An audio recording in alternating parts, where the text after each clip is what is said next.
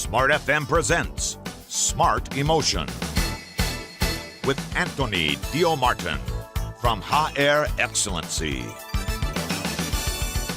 Selamat pagi semua listeners, selamat hari Kamis, saatnya kita cerdas emosi. Kali ini satu topik yang menarik akan dibahas ya selama 1 jam ke depan, yang dimana mungkin kita sering banget merasa capek, lelah gitu ya, merasa kayaknya kok ada ya orang-orang yang menyerap energi kita tuh terlalu dalam gitu ya, sehingga kayaknya capek banget ngadepin mereka gitu. Tapi apa sih yang membuat kenapa energi kita tuh bisa terserap, dan adakah tipe-tipe khusus nih orang-orang seperti itu yang bisa menyerap energi kita? Kita akan membahas satu topik menarik, yaitu emotional vampire. Tapi sebelumnya, small listeners, Audrey lemparkan juga nih pertanyaan. Menurut Anda orang yang bikin capek gitu ya, dan paling banyak menguras energi itu orang yang kayak mana? Boleh sharing ya di 0812 11 12 959. Dan pagi hari ini seperti biasa kita akan ngobrol-ngobrol bersama masternya Emotional Quotient, ada Pak Anthony Dio Martin. Selamat pagi Pak Anthony. Hai Mbak Audrey dan juga smart listener dimanapun Anda berada pada pagi hari ini. Salam antusias semuanya, senang banget pagi ini bisa berjumpa kembali dan seperti biasa ngobrol pintar kita, ngopi kita. Mudah-mudahan selalu memberikan inspirasi yang luar biasa buat teman-teman yang mau berangkat kerja atau udah tiba di kantor. Mudah-mudahan ini jadi inspirasi yang luar biasa. Yes, pastinya akan menjadi inspirasi yang menarik dan juga mungkin jadi bertanya-tanya gitu ya. Ada yang namanya istilah emotional vampire. Untuk kita bisa lebih paham bagaimana menghadapi orang yang bikin habis energi kita. Nah, mungkin sebelum kita kenalan dengan emotional vampire, Pak Anthony, ini kenapa sih kita angkat ini? Apakah memang banyak vampir-vampir emosi di luar sana yang harus kita sadari? Atau seperti apa sebenarnya? Silakan. Ya, benar. Mbak Audrey dan juga smart listener, pada pagi hari ini kembali kita selalu mengupas topik-topik yang relevan dengan kehidupan kita. Sebenarnya topik semacam ini sering kali kita bahas tentang orang-orang yang menguras energi kita dengan luar biasa. Artinya kita harus menyadari bahwa sebagai profesional, sebagai orang yang bekerja di dalam lingkungan yang berinteraksi dengan banyak orang, kadang kita nggak bisa milih-milih. Dan beberapa di antara orang yang bisa memberikan energi buat kita, ada juga yang justru sebaliknya yang menguras energi dari kita. Nah, karena itulah kita pagi ini akan membahas dari orang-orang yang memang menghabiskan energi kita gitu loh. Makanya disebut dengan energi, istilah yang kita pakai adalah emotional vampire. Dan ini bukan istilah yang saya bikin, sebenarnya ada satu buku yang menjadi inspirasi kita pada pagi hari ini, yaitu yang judulnya Emotional Vampire, karangannya Dr. Albert Bernstein. Jadi ini buku yang kemudian menjadi inspirasi kita pada pagi hari ini. Ya, nah nanti melalui inspirasi dari buku ini, mudah-mudahan itu juga memberikan kepada kita pemahaman bagaimana kita mengenali, bagaimana kita melucuti, dan bagaimana menyiasati menghadapi orang-orang yang seperti itu dalam lingkungan kita. Yes, betul kata Pak Anthony ya, bahwa kadang kita nggak bisa mengontrol orang-orang yang harus bekerja sama-sama kita gitu ya. Tapi kita yang bisa mengontrol perilaku kita gitu ya Pak Anthony. So kita penting banget untuk membahas emotional vampire. Tadi betul. Inspirasi bukunya menarik, jadi mungkin boleh dikulik lagi sebenarnya dalam buku itu dijelaskan nggak sih Pak Anthony, emotional vampire itu seperti apa sebenarnya, supaya kita lebih bisa mendefinisikan dulu terlebih dahulu sebelum kita judging-kan orang-orang di sekitar kita gitu ya. Silakan Pak. Ya, jadi kalau istilah emotional vampire, ingat kata vampire kan kita ingat dengan kisah Dracula. Dracula yang kayak misalnya bahkan dibikin kartunnya Hotel Transylvania. Betul.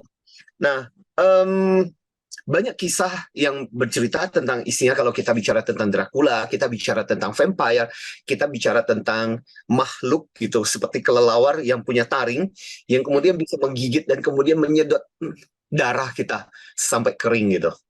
Nah, ini istilahnya Dracula. Nah, yang kita sebut, yang kita permasalahkan pada pagi hari ini sebenarnya adalah orang-orang yang bukan taring ya, yang dia punya, tapi bagaimana kata-kata, sikapnya, perbuatan itu menyedot apa? Menyedot energi kita.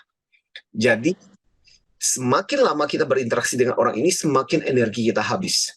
Makanya kita sebut sebagai emotional vampire gitu. Jadi capek, jadi letih, jadi lemes gitu ya. Ini juga sebenarnya sesuai dengan permintaan dari beberapa rekan-rekan. Ini termasuk ada juga komentar, ada kisah yang kemudian saya pikir bagus juga kita jadikan sebagai salah satu latar belakang dari obrolan kita sebenarnya, Mbak Audrey. Karena kalau kita perhatikan di masa-masa sekarang ini kan mulai aktif lagi setelah pandemi yang panjang, orang mulai kembali ada beberapa beban yang terjadi, beban kerjaan yang harus diselesaikan, beban ekonomi, juga beban berurusan sama orang-orang yang yaitu termasuk orang-orang yang seperti ini ya. Nah, ini sampai ada beberapa komentar yang menarik loh Mbak Audrey ya. Oke, silakan Pak. Jadi cerita kita pada pagi hari ini. Ini ada kisah Pak Antoni, orang happy banget dulu waktu ketika zaman-zaman pandemi, WFH. Buat saya sekarang ini ketika kembali mulai back to work, itu saya senang banget. Karena waktu ketika work from home kemarin saya menderita banget. Jadi ceritanya kami tinggal sama mertua, papanya istri yang suka mengintimidasi dan dikit-dikit ngungkit, dasar menantu kere. Ya maksudnya aku tuh kere. Nah, ibu mertua minta aku untuk bersabar. Aku malah lebih suka berangkat kerja, maksain dulu sejak masa-masa ketika masa pandemi sampai sekarang gitu daripada di rumah. Ayah mertua sukanya ngomel dan pakai ngancam. Aku udah mau keluar untuk ngontrak, tapi istri menolak waktu itu dengan alasan mau jaga orang tuanya. Dan kenapa ya Pak? Capek banget itu menghadapi mertua yang seperti itu. Nah, ya. Jadi bayangkan ini dalam lingkungan sehari-hari. Bagaimana dalam lingkungan pekerjaan, dalam lingkungan situasi. Makanya ada permintaan juga, Pak, bagaimana kalau suatu saat bahas orang-orang yang kalau lama-kelamaan berurusan dengan mereka, malah yang tadinya kita semangat, malah jadi males, gemes, dan lemes. Gitu. Istilahnya.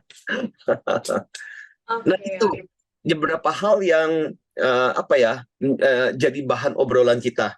Nah, tapi pada pagi hari ini sebelum segmen pertama ini kita selesaikan, bagus juga gini. Jadi istilah yang dipakai oleh Albert Einstein tentang emotional vampire ini sebenarnya dia mengatakan sebenarnya ini menjadi bagian dari kelainan. Ini bukan sesuatu yang abnormal, tapi cuman kelainan kepribadian gitu. Ya, jadi dia itu masih normal sebenarnya. Orang-orang seperti ini masih berfungsi secara normal, secara psikologis. Cuman cara berpikir dia, cara dia bersikap, ya itu yang agak nggak biasa dan itu yang kemudian menghabiskan energi, ya. Dan lebih catatan penting untuk orang ini bisa jadi orang ini sebenarnya punya masalah dengan dirinya, tapi orang ini kemudian pintar untuk membagikan masalahnya. Jadi men-sharingkan masalahnya ke orang lain, ibaratnya gue punya problem, jangan harap lu nggak punya problem. Jadi ikut membagikan. Jadi orang akhirnya kemudian terkena imbas dari masalah yang dihadapi. Terus memanipulasi orang sekitarnya, memanfaatkan kelemahannya orang lain untuk kepentingan dan dia, dan akhirnya kemudian sadar atau nggak sadar kemudian menghabiskan energi kita. Makanya ini yang disebut dengan emotional vampire, emotional Dracula. Ya, sama lah seperti Dracula ya, mengambil darah. Kalau ini kan mengambil energi kita secara tidak sadar gitu. Betul. Ya, jadi mungkin kita harus mewaspadai, kita harus menjauh, atau kita harus apa ketika kita bertemu dengan sosok-sosok seperti ini. Nanti kita akan bahas juga. Dan mungkin kita harus mengenali dulu ini emotional vampire ini orang-orang yang gimana sih karakteristiknya Pak Antoni supaya kita bisa menjaga diri gitu istilahnya. Betul. Ya. Kita akan bahas setelah yang satu ini. Kami juga masih tunggu respon Anda. Kira-kira menurut Anda, small listeners, paling capek, paling lelah itu berhadapan dengan orang yang seperti apa? Silahkan boleh komentar di 0812 11 12 959 atau di channel YouTube kami di Radio Smart FM. Kita jeda sesaat, tetaplah bersama kami. Smart Emotion with Anthony Dio Martin. Smart FM, the spirit of Indonesia, part of Kompas Gramedia Radio Network. Kami hadir bukan sekadar menghibur. Kami hadirkan berbagai program berkualitas, membuka wawasan, menginspirasi, dan menguatkan melewati berbagai krisis dan situasi penuh tantangan. Menjadi panduan pengambilan keputusan bagi para CEO, direktur, manajer, profesional, dan pelaku bisnis di berbagai bidang dengan SIS AB Plus serta rentang usia 25 hingga 45 tahun. Agar bisnis dan karir yang dibangun berkembang serta melaju seiring perkembangan zaman, dijalankan sepenuh hati, penuh kecintaan, tanpa kehilangan jati diri, selalu memiliki pandangan terbuka dan luas. Smart FM Network hadir untuk Anda di sejumlah kota di Indonesia. Jakarta, Yogyakarta, Surabaya, Medan, Palembang, Pekanbaru, Banjarmasin, Balikpapan, Makassar, dan Manado. Menjangkau Anda melalui berbagai platform digital dan media sosial, streaming, podcast, YouTube, Instagram, Facebook, dan Twitter.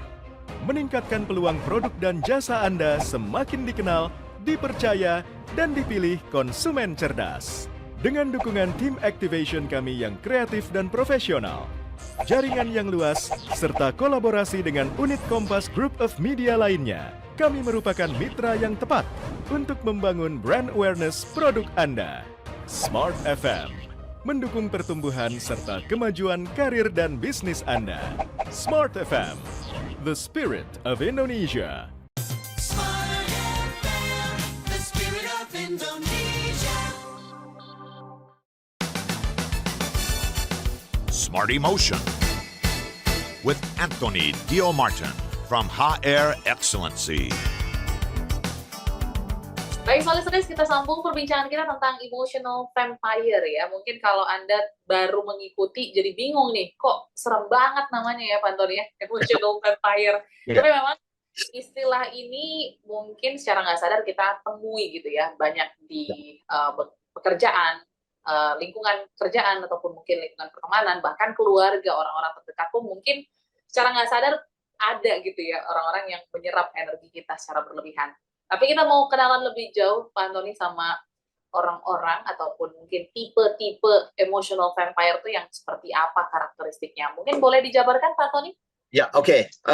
Pada kesempatan ini dengan mengacu pada buku yang menarik, Emotional Vampire-nya Albert Einstein ini, mudah-mudahan pagi hari ini menjadi refleksi kita. Obrolan kita pada pagi hari ini bukan tujuannya supaya kita tambah lemes ke kantor, apalagi kita menyadari ada orang-orang seperti itu di sekitar kita gitu. Tapi mudah-mudahan itu membuat kita menjadi lebih waspada. Ketika kita menyadari bahwa ada orang-orang seperti ini, kita jadi lebih peka. Oh iya, ternyata orang ini menghabiskan energi gue, tapi gimana caranya ketika saya berangkat ke kantor, saya di rumah, saya di masyarakat dalam interaksi saya bisa mewaspadai supaya energi kita nggak terlalu banyak habis gitu. Ya. Nah, di bukunya ini, Albert Bernstein itu membagi atas paling enggak 5 kategori yang mungkin perlu kita waspadai, yang bisa menjadi emotional vampire dalam kehidupan kita. Ya, nah apa saja?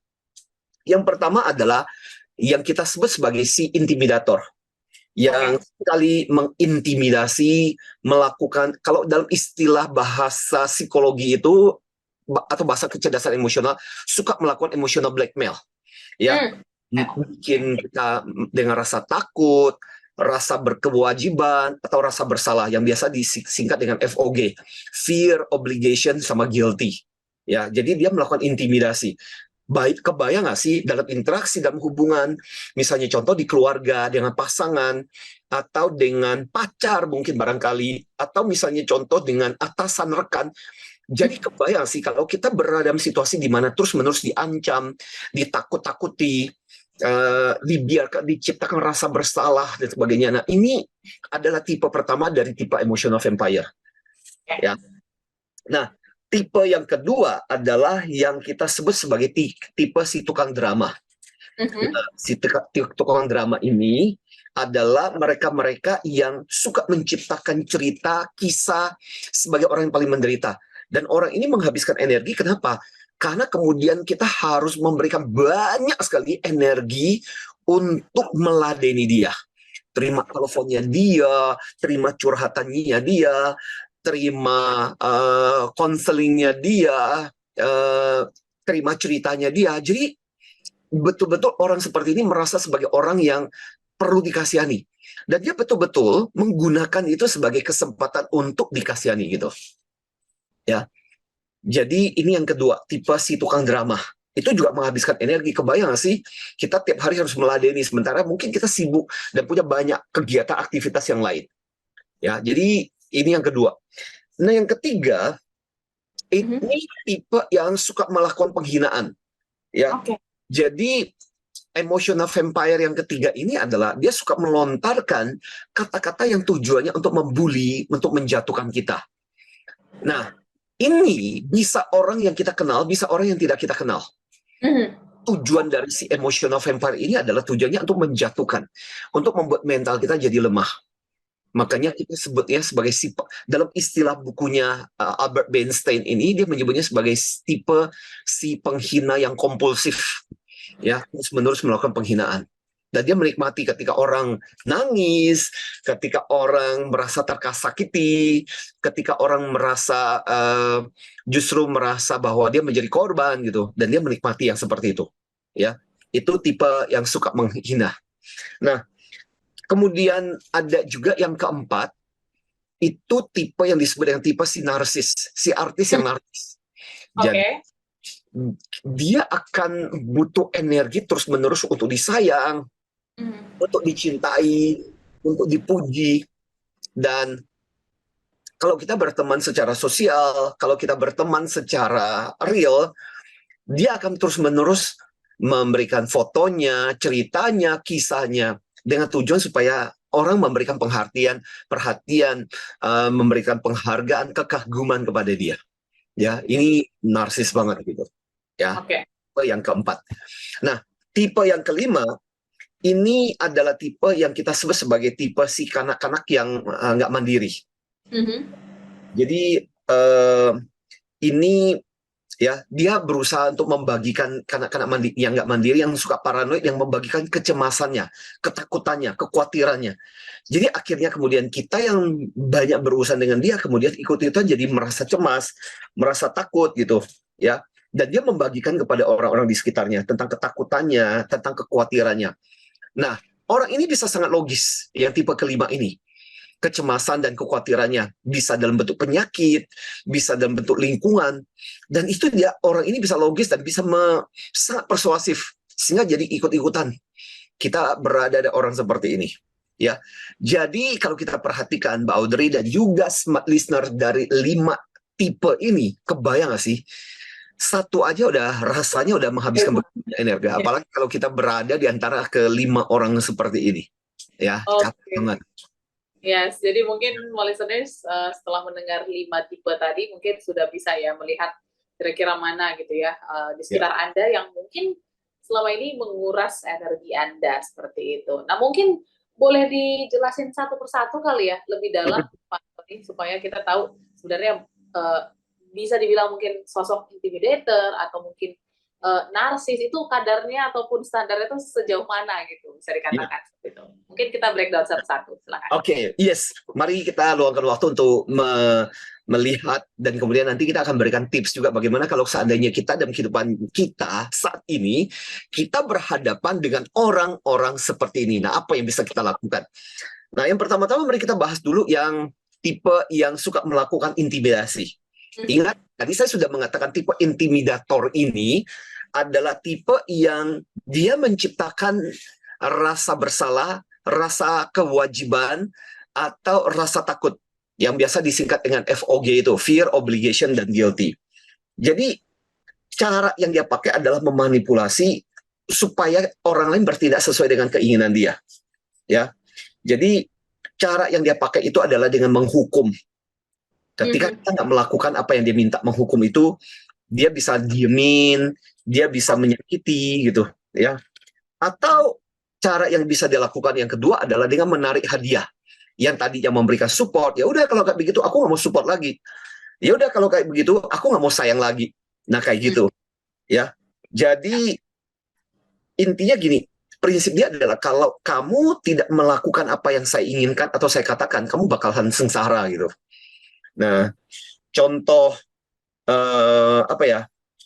eh, kalau kita perhatikan gini, misalnya contoh yang paling simpel sederhana ini, misalnya contoh ada misalnya seorang pacar yang diancam sama pacarnya untuk berhubungan seks misalnya, ya. Kalau misalnya dia tidak mau melakukan, maka bakalan ditinggalkan, atau kemudian foto-foto mereka bakal disebarkan misalnya.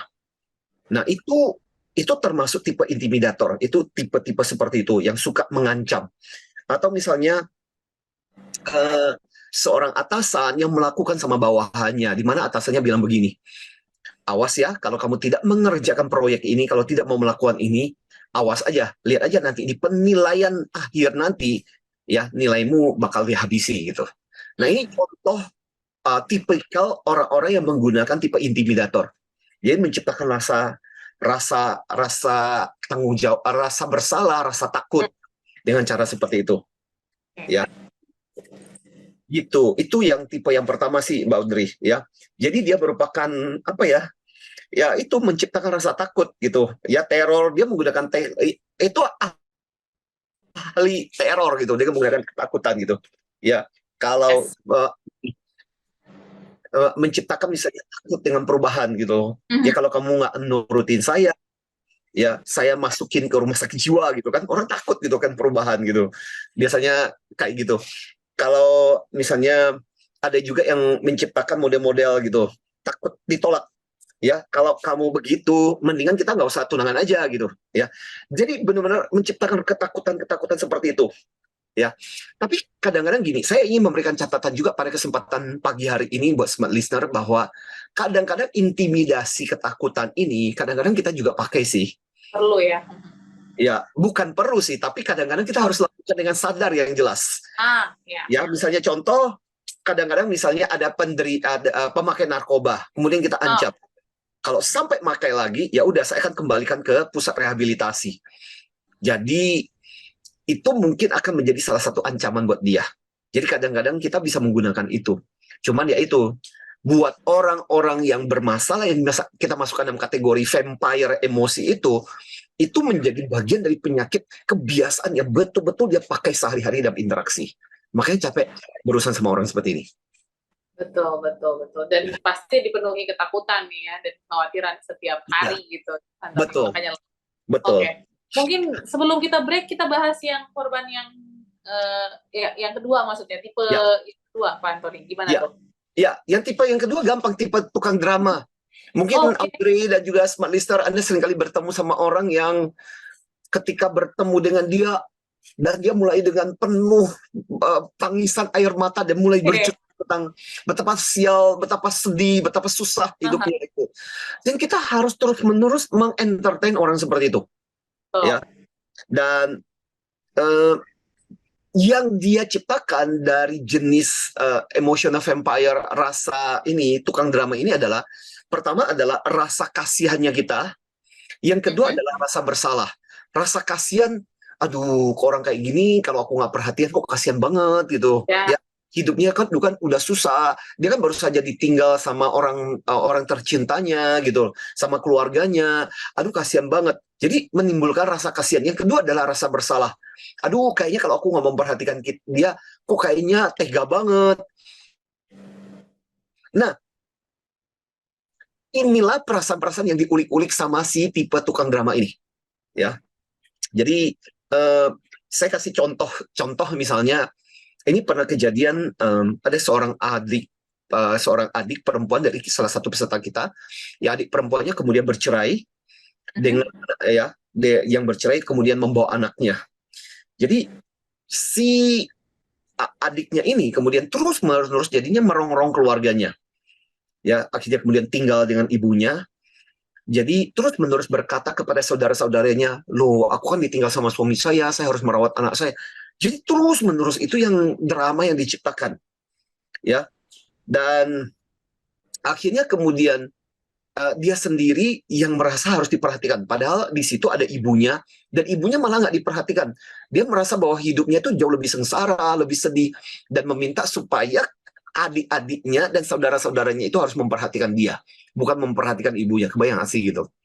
Nah, orang-orang si tukang drama itu menikmati gitu loh. yang seperti itu, rasa kasihan, penderitaan gitu loh.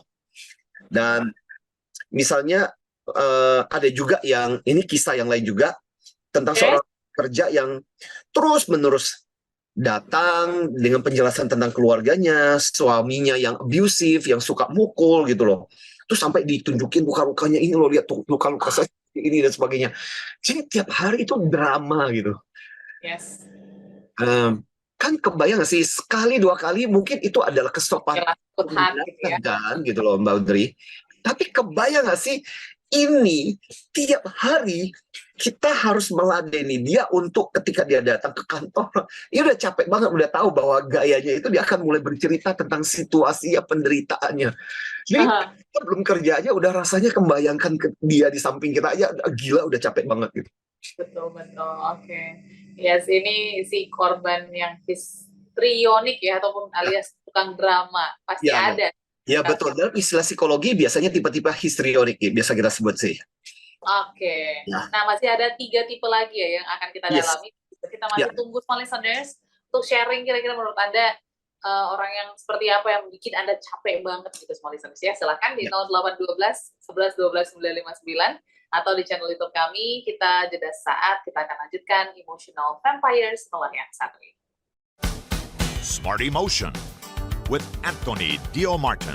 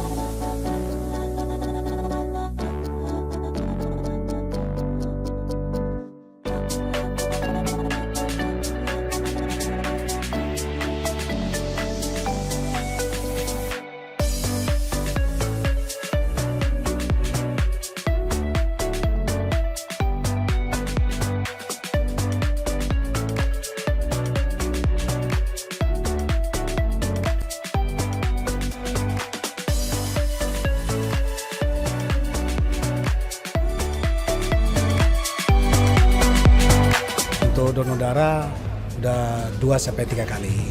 Nah, dengan senang hati sih, tidak ada masalah. Yang penting sehat itu ya.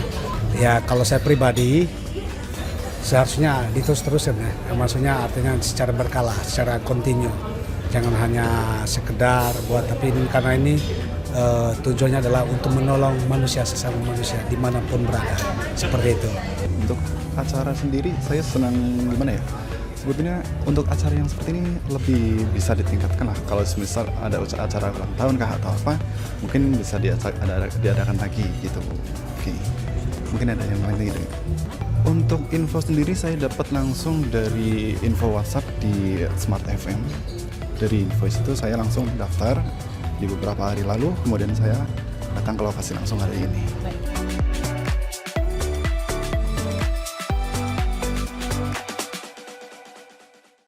Smart FM, the spirit of Indonesia.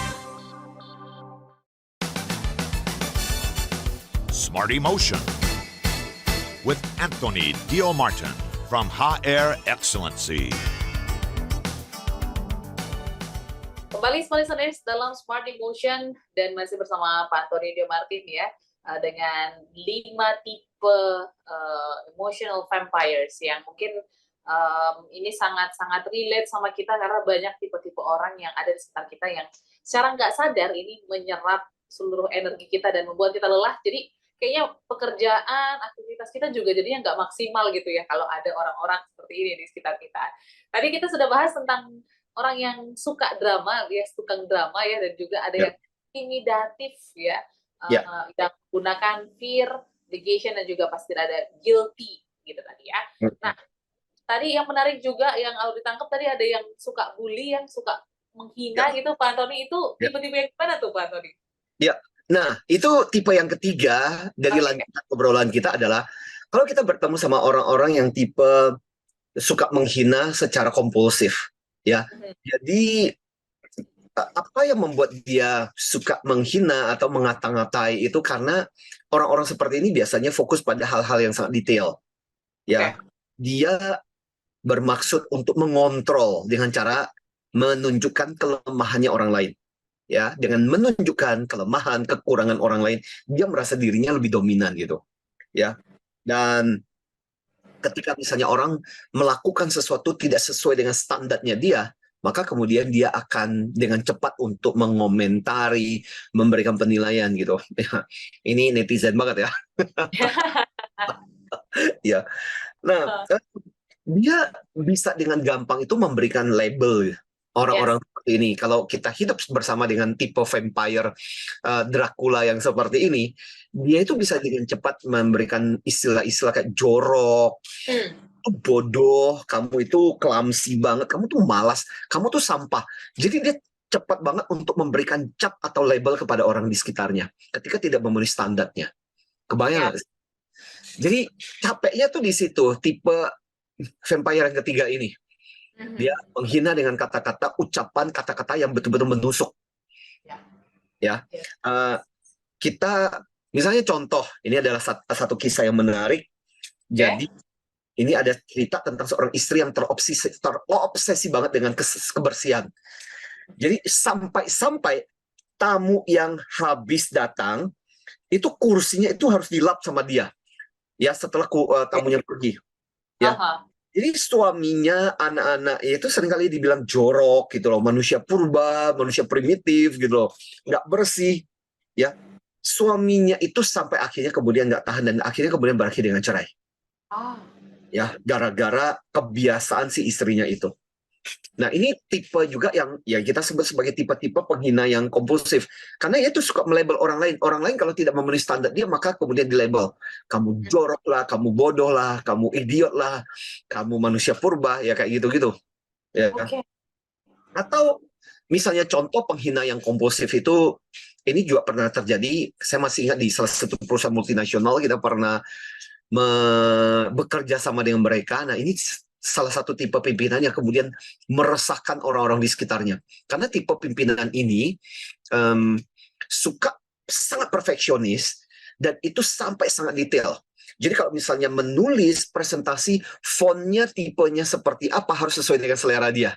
Terus ukurannya harus sebesar berapa, itu harus sesuai dengan seleranya dia. Warnanya apa yang dominan, harus sesuai dengan seleranya dia. Jadi kalau ukurannya lebih besar atau lebih kecil, atau misalnya contoh tidak memenuhi standar, dia dengan gampang itu akan memberikan komentar. Jadi segala sesuatu harus berdasarkan standar dia. Cara gitu. Karena orang-orang tipe jenis vampire ini ya itu, dia punya standar, dia punya ukuran. Ketika orang tidak memenuhi ukuran standar dia, dengan gampang itu dia akan membuli, menghabisi, mengomentari, menghina orang-orang seperti itu. Oke. Ini dia tipe yang ketiga tadi ya. Ya, tipe yang ketiga, betul. Ya. Nah, gitu. Next ada apa lagi nih, Pak Tony? Next, dalam barisan manusia yang tergolong emotional vampire ini adalah si narsis. Narsis ya. Si narsis ini dalam kehidupan kita bertemu sama orang-orang yang dia butuh atensi, dia butuh perhatian. Jadi pada saat ketika orang nggak memperhatikan dia atau tidak memberikan ini, dia akan menciptakan sesuatu sensasi sehingga orang akhirnya memberikan perhatian kepada dia. Dan ketika dia kadang-kadang juga bisa menciptakan emotional blackmail dalam arti menciptakan rasa bersalah. Kok kalian tidak memperhatikan aku lagi sih? Kok kalian tidak memberikan pujian lagi? Kok kalian tidak pernah mengomentari lagi? Kok kalian nggak like sih? Kok kalian nggak komen sih di postingan aku dan sebagainya? Jadi orang-orang seperti ini selalu butuh terus-menerus atensi dan perhatian. Ya, makanya kita sebut sebagai tipe si narsis ini. Dan ya, kadang narsis itu memang model-model caper gitu, cari perhatian banget gitu. Dia butuh lingkungan yang terus-menerus bisa memberikan pujian buat dia. Jadi seolah-olah gini, ya, dia butuh lingkungan yang betul-betul eksistensinya diakui. Jadi buat dia adalah hidup itu cuma dua, saya sama Tuhan gitu. memberikan perhatian buat dia. Nah, dia senang disanjung, dipuji, ya, Ah, dihargai, dikomentari, minimal di like gitu. yes. Nah, ini pernah kejadian, ada satu artis ini kisah gitu, dan sangat marah, sangat tersinggung, hanya gara-gara salah satu hostnya itu di acara TV itu lupa menyebut kata diva. Oh, sepele ya. Iya, sepele. Mhm. Ya, bahwa lupa menyebut bahwa dialah satu-satunya artis yang pernah meraih penghargaan itu Ya. gitu ya, dan serta paling hebat ya. Jadi padahal itu acara itu rutin. Jadi si host itu betul-betul merasa capek banget setiap kali kalau harus meladeni si artis itu. Nah, ini contoh, ini tipe-tipe yang narsis gitu. Mhm. Orang yang kadang dia nggak bisa membedakan antara branding atau pujian narsisistik. Iya. Jadi bagi dia adalah dia harus dapat pengakuan seperti itu. Dan dia merasa sangat-sangat terganggu, gamang, merasa nggak enjoy, merasa nggak nyaman ketika orang tidak lagi memberikan pujian atau penghargaan kepada dia. Mhm. Oke, ini tipe narsistik ya. Dan yang terakhir, Pak Antoni, mungkin Ya. dari yang kanak-kanak ya, Ya. kanak-kanak dewasa. Ini ada juga tadi, ada juga, sebelum saya lanjut ke bagian yang berikut Oh, itu, ini silakan. ada juga. Jadi ada satu karyawan yang punya atasan yang narsis banget, dia cerita. Ah, Kalau atasannya ini tampil di acara apa, di event apa gitu. oke. Jadi yang jelas semua timnya, hukumnya itu wajib memberikan komentar. Entah kalau misalnya dia posting di sosmed, Ah, like, harus memberikan oke. ih keren Bu, keren. Wow, menarik banget Bu, wah hebat banget dan sebagainya. Jadi kalau sampai ada yang enggak, dia akan berhitung siapa yang belum. Nah yang belum itu akan dikomentari. Oh. Lu kok nggak nonton ya? Lu kok nggak komentar sih gitu. Jadi kalau jadi anak muda dia wajib hukumnya tuh tahu perkembangannya sosmednya, ngomentari eventnya apa gitu. Jadi luar biasa ya. Ada orang-orang yang membutuhkan sinarsis yang membutuhkan perhatian gitu. Ya. Oke. Yang terakhir, Pak Antoni, mungkin Nah. sebelum kita break. Ya, yang terakhir di obrolan kita, Smart Listener, ini adalah tipe yang paranoid, tipe pencemas, tipe yang punya banyak kekhawatiran, hal-hal yang dia cemaskan, dan kemudian dia bagikan kepada orang-orang yang di sekitarnya gitu. Ya, jadi dia punya kekhawatiran, ketakutannya macam-macam. Takut orang pergi, khawatir penyakit, khawatir dengan lingkungan, khawatir dengan bencana, khawatir dengan... Jadi dia punya banyak, sebenarnya yang bermasalah itu dia gitu. Ketakutannya, kekhawatirannya itu dia, bukan orang lain sebenarnya. Mungkin situasi tidak separah seperti ini, tapi karena kekhawatiran, ketakutannya, jadinya dia membagikan kecemasan, kekhawatirannya itu kepada orang-orang di sekitarnya. Ya. Dan ketika dia mencemaskan sesuatu, kadang-kadang dia bisa logis. Bahkan dia bisa dapat berita, misalnya dari Google. Dia bisa menunjukkan, tuh kan saya tuh sebenarnya bukan. Saya sebenarnya bukan paranoid gitu loh. Yang saya cemaskan itu beralasan. Kamu lihat deh datanya seperti ini. Dan orang ini pintar. Nah, buruknya adalah, bisa lah orang-orang di sekitarnya akhirnya ikut jadi cemas, takut gara-gara apa yang dia takuti itu. Saya punya beberapa kisah. Salah satu kisahnya adalah, ini ada kisah tentang salah satu peserta kita yang pacar yang sangat paranoid. Oke. Saking paranoidnya, tahu gimana? Setiap hari, jadi si pacarnya, si cewek ini, itu yang namanya WA itu harus nyala 20, jadi selama dia bekerja itu harus on. Oh. Ya, harus on. Jadi buat kata si pacarnya nggak jadi masalah, lu kan ini, saya ini, dan dia bilang nggak jadi masalah. Harus on terus menerus. Jadi pacarnya itu akan, dia itu takut, khawatir, dan akan mengawasi dia 24 jam itu hanya untuk memaksa dia untuk tetap on. Kebayang nggak sih? Punya kekhawatiran, kecemasan kalau si ceweknya ini akan bersama dengan cowok yang lain. Kebayang sih? Ya, awalnya si cewek itu cerita, awalnya sih saya merasa senang sih karena betul-betul merasa sayang gitu. Tapi Yes. lama-kelamaan kebayang nggak sih? Bayangkan dari pagi masuk kerja, saya harus on dan harus kemudian apapun yang saya katakan, interaksi saya dan sebagainya, dia akan mendengarkan. Kebayang nggak sih? Wow. Itu benar-benar paranoid yang berlebihan gitu. Betul Pak Antoni. Oke. Jadi ada juga satu pimpinan kalau di tempat kerja cerita juga yang sangat paranoid. Jadi dia selalu jadi ini ceritanya yang paranoid ini si atasannya. Nah, si atasannya ini selalu paranoid dengan apa yang dikatakan, diceritakan, di-sharingkan sama anak buahnya. Jadi apalagi kalau misalnya contoh ada big boss ngomong sama si staffnya. Jadi dia pengen tahu, kamu si big boss tadi ngomong sama kamu tadi ngomong apa gitu. Ya, jadi kalau ada yang kalian ngerumpiin apa gitu, dan kepo banget gitu, apapun dia pingin tahu, karena penuh dengan ketakutan, kecemasan gitu, orang ngomongin dia. Jadi saya berharap gini ya, Mbak Audrey dan juga smart listener, buat Anda yang mendengarkan ya ngobrolan santai pada pagi hari ini, Anda bisa merasakan nggak sih, kalau Anda berada di satu aja orang seperti ini di lingkungan Anda, kebayang nggak sih bagaimana orang ini menghabiskan energi Anda? Capek banget gitu. Ya, hidup aja udah begitu banyak beban, pekerjaan yang harus diselesaikan, ditambah dengan manusia-manusia tipikal seperti ini hadir dalam kehidupan kita. Capek banget. Nah, ini seperti pertanyaan juga nih yang muncul ya Pak Antoni ya. Yes. Aku izin bacakan, nanti kita akan respon setelah yang satu ini. Boleh. Dari Ibu Kania di Jakarta Timur. Selamat pagi. Hai, selamat pagi. Kalau Bu Kania sharing pernah sering dapat body shaming dari keluarga ya, bahkan orang terdekat, yang sampai membuat saya itu capek banget Pak Antoni, dan berulang kali melakukan diet gitu ya, tapi memang belum berhasil, dan selalu aja ditanyain kapan kurus dan lain sebagainya. Nah, sebenarnya seperti apa sih yang harus kita lakukan gitu ya untuk menghadapi orang ini? Apakah kita harus menghindar atau menjauh atau seperti apa? Apalagi kan keluarga tuh sulit ya Pak Antoni ya. Masa kita mau putus hubungan gitu kan nggak mungkin. Nah, nanti kita akan bahas setelah yang satu ini mungkin bagaimana tips and triknya juga sekalian.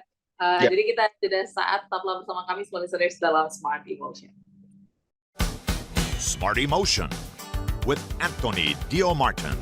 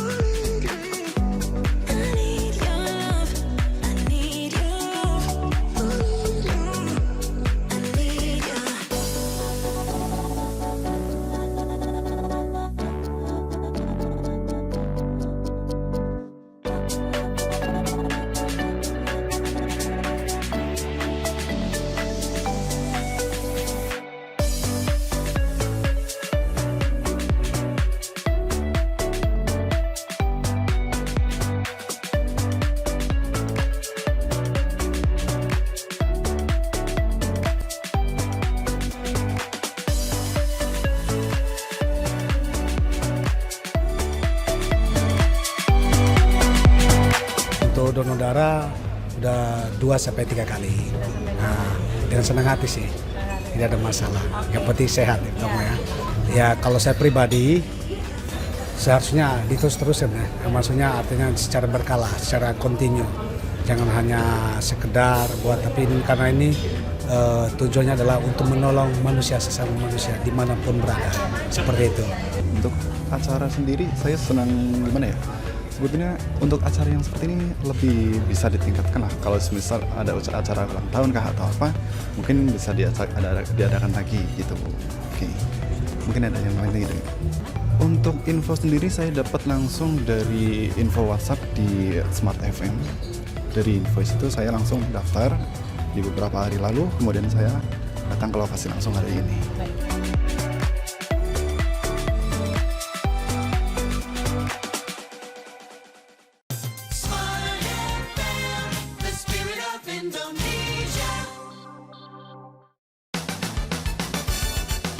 Smart Emotion with Anthony Dio Martin from HR Excellency. Oke, Smart Listeners, terima kasih Anda masih bergabung bersama kami. Sudah masuk ke sesi yang keempat ya.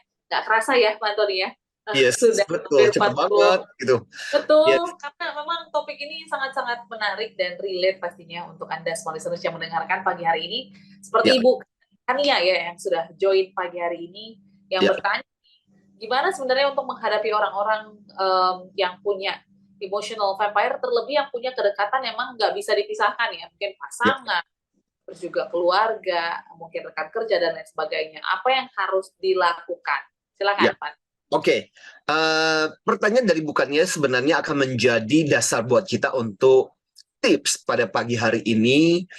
Apa sih yang bisa kita lakukan menghadapi orang-orang seperti ini ketika mereka menghadapi kita?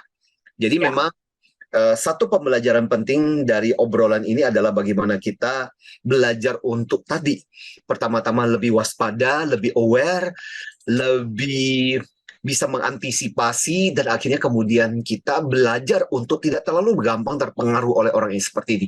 Karena kalau enggak, kebayang nggak sih seperti yang saya bilang, beban pekerjaan kita aja udah banyak, ditambah kita harus melakukan ini seperti ini, makin tambah capek. Betul. Nah, terus apa yang bisa kita lakukan? Ada beberapa, misalnya contoh, jadi kita loncat-loncat aja. Kalau kita menghadapi pertanyaan, saya langsung lanjut dengan pertanyaannya bukannya aja. Karena pertanyaan bukan niat itu kan sebenarnya membawa kita kepada tipikal yang ke ini, Tiga. penghina. Ya, Paham. tipe si penghina itu. Tipe yang ketiga tadi ya. Hmm. Nah, bagaimana ketika kita menghadapi orang-orang yang melakukan misalnya body shaming kepada kita, ngolok-ngolok tentang kondisi tubuh kita yang gendut, kapan kurus, dan sebagainya. Satu adalah tentunya pertama-tama adalah belajar untuk tidak terlalu terpengaruh sih. Tapi memang ini nggak gampang. Biasanya sekali dua kali kita bisa bertahan, tapi kalau terus-menerus biasanya Apa itu? ya. Jadi kadang ketika menghadapi seperti ini, memang perlu sih sikap asertif dari kita. Sikap asertif itu berarti kita bilang kepada si yang bersangkutan bahwa kita terganggu dengan kalimat-kalimat seperti itu. Ya. Misalnya ketika dengan tegas ngomong sama yang bersangkutan, boleh nggak sih nggak usah mempermasalahkan tentang kondisi berat badan gue gitu loh. Gue mau gimana dan sebagainya, itu kan urusan gue. Please deh, nggak usah ngomongin. Nah, biasanya kalau itu anggota keluarga, lama-lama oke, akhirnya kemudian orang sadar, oh bahwa kita tersinggung dan nggak suka gitu. Nah, Betul. ada orang yang kadang kemudian akhirnya kemudian jadi tahu bahwa kita nggak terlalu happy, nggak terlalu suka ketika dipermasalahkan, misalnya yaitu tanya, kapan nikahnya, kok jomblo melulu, ya jangan-jangan ini ya, jangan-jangan ini ya, dan sebagainya. Itu kan mengganggu banget gitu loh. Dan kadang-kadang dikaitkan dengan ini apa hubungannya kan gitu loh. Jadi kadang-kadang orang-orang seperti ini mulutnya itu perlu perlu disikapi dengan sangat-sangat keras gitu ya. Nah, jadi kita tidak perlu membalas untuk menghina dia gitu. Tapi kadang kita harus bersikap tegas untuk mengatakan bahwa apa yang dikatakan itu betul-betul menyinggung kita. Ya, kalau misalnya contoh, misalnya ya ketika dia mengatakan bahwa misalnya dia mengatakan kita misalnya contoh, kamu tuh jorok atau apa dan sebagainya. Kita bisa menunjukkan bahwa kita sebenarnya perhatian kok dengan masalah kesehatan gitu loh.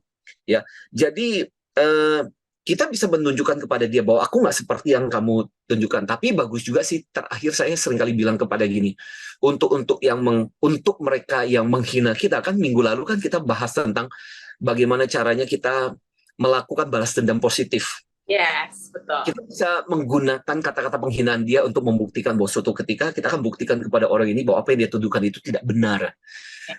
Nah, itu juga bisa sesuatu yang jadi inspirasi banget gitu. Ya.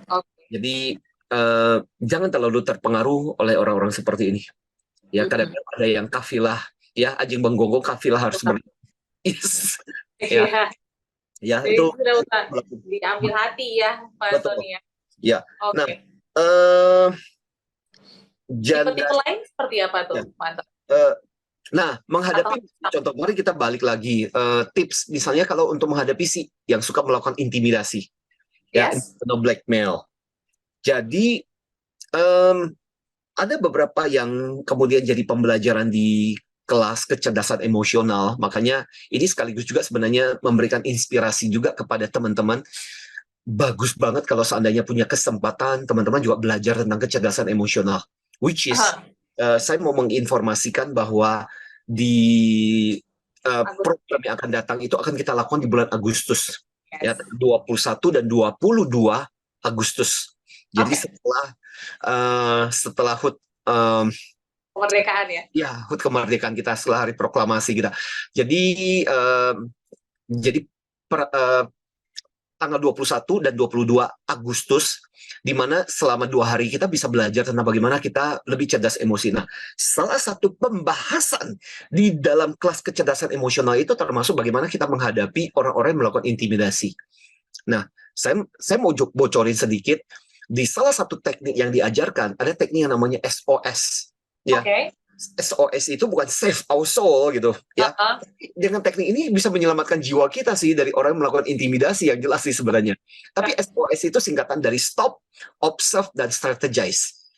Jadi ketika orang melakukan intimidasi kepada kita, bagaimana kita belajar untuk stop, ya, belajar untuk tidak cepat merespon, belajar untuk observe, apa sih ketakutan, bagaimana dia menciptakan rasa bersalah, rasa berkewajiban, observe, ya, jangan langsung merespon.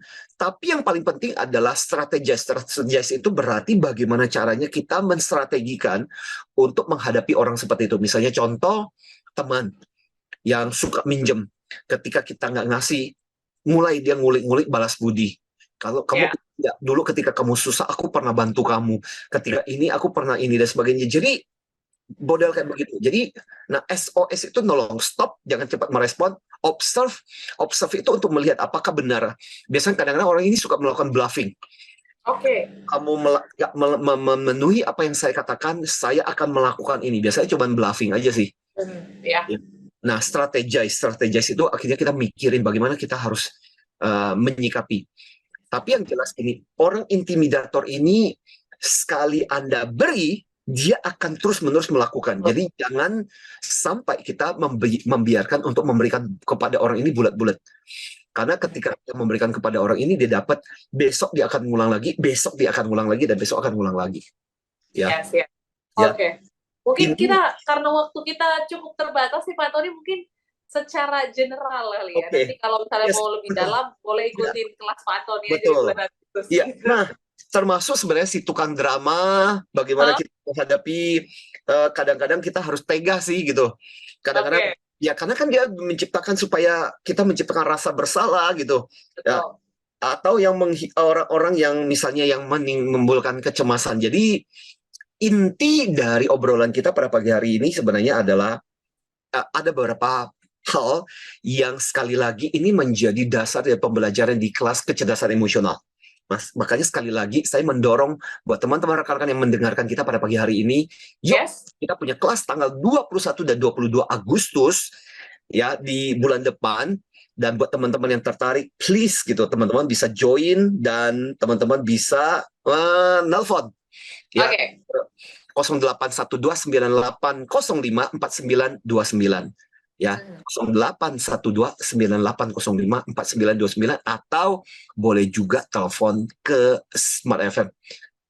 Nomornya di Smart FM akan diberikan, dan ini adalah salah satu program di mana Anda dapat assessment, belajar menghadapi orang-orang seperti ini. Jadi inti yang saya mau simpulkan dari buku ini sebenarnya adalah ini tips yang ada diberikan oleh Albert Bernstein sendiri. Jadi pertama adalah dari obrolan ini, Anda jadi lebih kenal, lebih paham. Anda jadi lebih mengerti, oh iya, ada orang-orang seperti ini yang sebelumnya mungkin Anda tahu orang ini hidup dalam sekitar Anda, tapi Anda nggak sadar bahwa, oh ini ada namanya. Nah, mulai hari ini Anda jadi mengenali. Karena pengenalan itu adalah awal buat kita untuk bisa merespon. Yang kedua, Anda sendiri harus punya prinsip dan belajar untuk tidak terpengaruh. Jadi dikatakan oleh Albert Einstein itu bahwa sebenarnya mereka yang bermasalah, bukan Anda yang bermasalah. Tapi orang ini begitu hebatnya membuat Anda yang merasa bermasalah. Please don't. Anda mesti tahu batasan Anda bahwa lu yang punya masalah, itu kecemasan kamu, itu masalahmu, itu bukan masalah saya.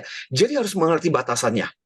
Dan yang ketiga adalah kadang-kadang kita tidak selalu harus mengikuti aturan main mereka. Kalau kita merasa bahwa ini udah menghabiskan energi kita, kadang-kadang kita harus tahu enough is enough.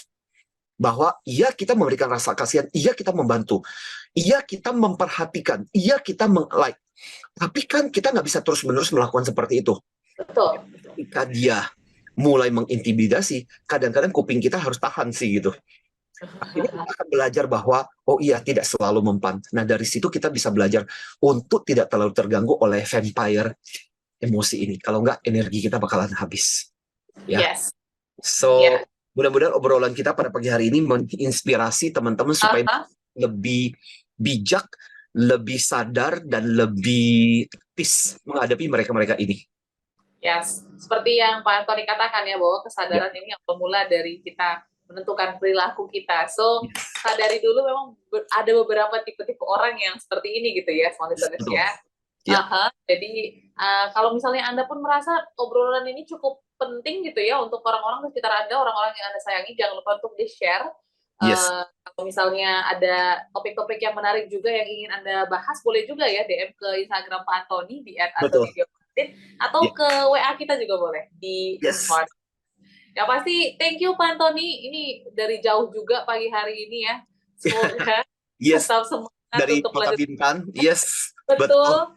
Tetap semangat, sehat-sehat Pak Antoni dan juga semua listeners yang mungkin belum sempat terbaca responnya. Mohon maaf sekali, kita sambung minggu depan dan sharing-sharing kita akan bacakan di minggu depan. Kalau Sure. gitu, kami pamit semua listeners, saya Audrey Juwana. Dan saya Antoni Diomartin. Salam Salam antusias. Sampai jumpa. You've just listened to Smart Emotion with Anthony Diomartin from Hot Air Excellency. Brought to you by Smart FM Network.